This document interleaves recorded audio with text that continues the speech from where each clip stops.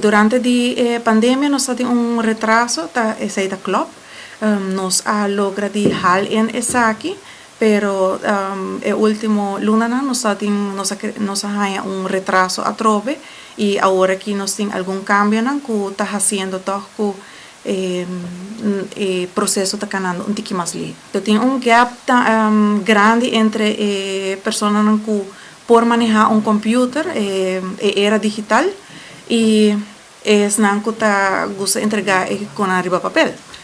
Nós está bezig está manejando esse durante o último luna nós temos algum reunião com diferentes associações, por exemplo, ATIA, AHATA, CUA, AFPA e Aruba Human Resource Association, que a gente nós dá uma apresentação, agora diferente de instâncias aqui, membros a indicar que não interessa para do meio o pilots de portal.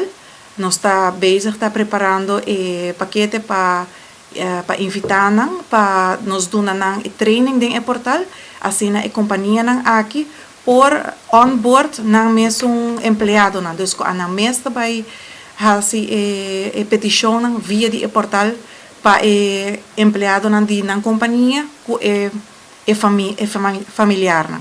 Dus essa nós está bezig com ele planning, anto segundo planning na luna de julho of augustus nós vai começar com training ng pa companhia ng aqui. Nós temos retraso da club.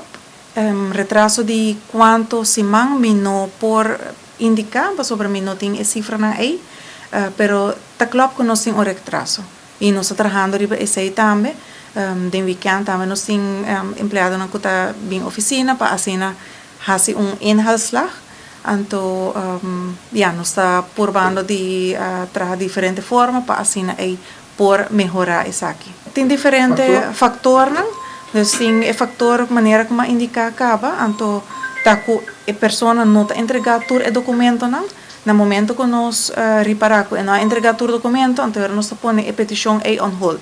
Seja que nós não está ainda dentro do sistema, para nós por guarda e cliente manda todo o documento para assim aí hinga todo o documento na petição completo e a pessoa tem sua ordem de pago.